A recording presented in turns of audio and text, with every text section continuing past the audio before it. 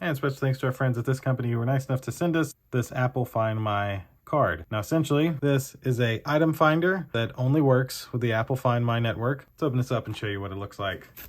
So we'll just make our little seal there and pull this out. Very nice. A little instruction manual. Looks like there is something else down in here. Let me cut this side as well.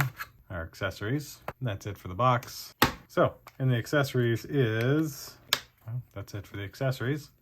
Just a little like tag so that you could easily tie it to it. And then inside of this is the little Find My tag. Nothing else in here. It's all just, you know, rubber and stuff. So that's it for that.